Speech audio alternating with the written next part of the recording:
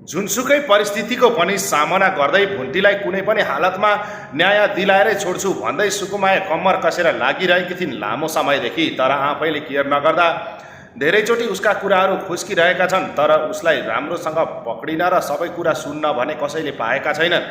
कतै भुन्टीले न्याय पाउनुभन्दा अगाडि नै भुन्टी पक्राउ परिन् भने सबैभन्दा ठुलो समस्या भनेको त्यहाँ छ। भुन्टीले जसरी हुन्छ न्याय पाउनुपर्छ र सुकुमायाले दिलाएर छोड्नुपर्छ। तर भुन्टीले न्याय पाउनुभन्दा पहिला नै सुकुमाया पक्राउ परिन् भने सबैभन्दा ठुलो समस्या त्यहाँ हुनेछ र भुन्टीलाई सदाका लागि दोषी ठहर्याइनेछ र आफ्नो अधिकार पनि नपाउने डर हुनेछ। र यता भूपेन्द्र र भूपेन्द्रका परिवार पनि निकै खुसी हुनेछन्। तर त्यो हुन नदिनका लागि सुकुमायाले अब एकदम सचेत भएर अगाडि बढ्नुपर्ने हुन्छ। घरमा बसेर कोहीसँग पनि कुनै पनि कुरा नगरी आफ्नी मितिनीको लक्ष्य अर्थात् मितिनीलाई कहाँसम्म पुर्याउने भन्ने लक्ष्यमा लागेकी सुकुमायाले खुरुखुरु आफ्नो काम मात्रै गरे सबैभन्दा राम्रो हुने। र भूपेन्द्रको पनि रुवापासी चलिरहेको छ जेलमा। कसरी यहाँबाट निस्किने र कसरी निकाल्नुहुन्छ, आमा मलाई चाँडोभन्दा चाँडो यहाँबाट निकालिदिनुहोस् भन्दै आमासँग मागिरहेका छन् गुहार। तर आमाले भने केही गर्न नसक्ने जस्तो कुरा गरिरहेकी छिन्। तर अब सुकुमायालाई नै गलत अर्थात् भुन्टीलाई गलत ठहर्याएर अदालतमा गलत साबित गराउने र सम्पत्ति पनि जान नदिने र भूपेन्द्रलाई पनि बाहिर निकाल्ने जस्ता कुराहरू गर्दै उनीहरू षड्यन्त्र रच्दै आमा छोरा त्यहाँबाट निस्किएर गए। तर भूपेन्द्र भने जेलैभित्र रुँदै बसिरहेका छन्। र जस्तो कर्म गरिन्छ त्यस्तै फल पाइन्छ भन्थे साँच्चीकै हो रहेछ। किनकि भूमिकाको अहिले जसरी भूमिकाले विगतमा भुन्टीलाई दिएका समस्याहरू र अहिले उसले पाएका समस्याहरू सायद मिल्दोजुल्दो नै छ। किनकि जसरी आफूले अरूलाई गर्ने व्यवहार हुन्छ त्यसरी नै उसमाथि पनि त्यही खालको व्यवहार पुनः फर्किन्छ भन्ने कुराको प्रमाणसहित अहिले भूमिकाले भोगिरहेकी छे।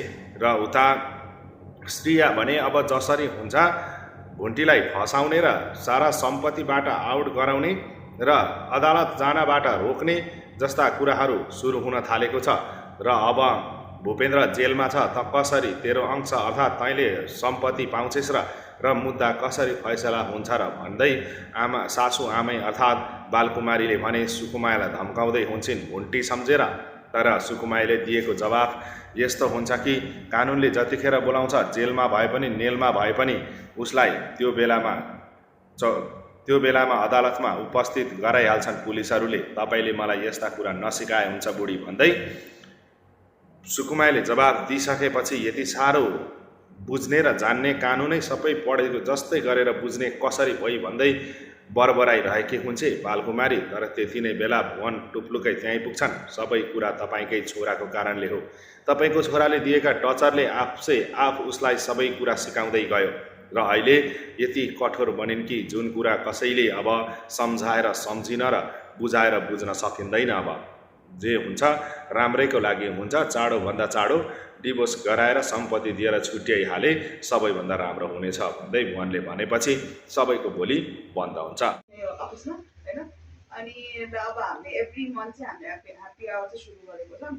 अब हाम्रो नक्सामा लास्ट फ्राइडे एभ्री हुन्छ भनेपछि अब यहाँ चाहिँ मन्थ एन्डमा चाहिँ अब हामीले गर्छौँ। किनकि सबैजना एक्टिभिटी उता आउन पनि अलिकता हुँदैन फिजिकल, त्यसले गर्दाखेरि हामी यतै आएर यतै सेलिब्रेसनहरू गर्छौँ। अनि ह्याप्पी आवरमा चाहिँ हामीले ड्युटी गर्ने भनेको चाहिँ हामीले हाम्रो बर्थडेजहरू जस्तै भदौको श्रावणको बर्थडेहरू होइन, अनि त्यसपछि हाम्रो वर्क एनिभर्सरिजहरू त्यो पार्टमा चाहिँ हामी मेनली गर्छौँ। बाँकी अलावा त्यसको अलावा अब हुन्छ कि गेम्सहरू चाहिँ पछि स्टोरी एड गर्छौँ। तर यो चाहिँ हाम्रो एन्टायर त्यो वर्षको लागि चाहिँ हामीले त्यो हिसाबले प्लान गर्छौँ है। त्यो फर्स्टमा चाहिँ हामीले वर्क एनिभर्सरी सेलिब्रेट गर्नेमा पहिला हाम्रो Sujan sir who has completed 2 years.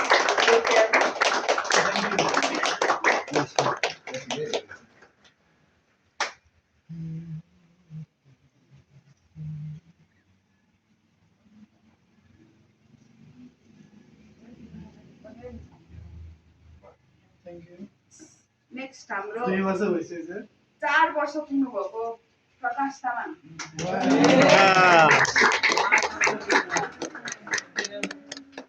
4 year टन्नु भएर छ भाइको। नेक्स्ट हाम्रो वीरेन्द्र सर 2 वर्ष कम्प्लिट गरेको।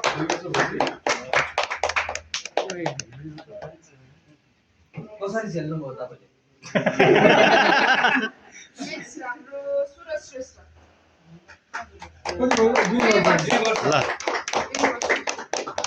बधाई छ भाइहरू। अर्को मैले कसको छ? अब छ आउनुहोस्। सन्तोष सर 1 वर्ष ओ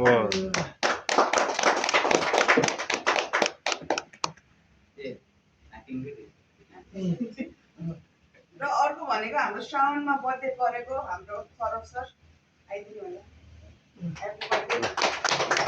happy birthday Happy birthday to केकको लागि अब नेक्स्ट फोन गरेर के खाना सिकाइदिन्छु? त्यो अस्ति के एउटा ग्रुप फोटो खिच्नु होला नि गर्नु कति भयो? बत्तीस हो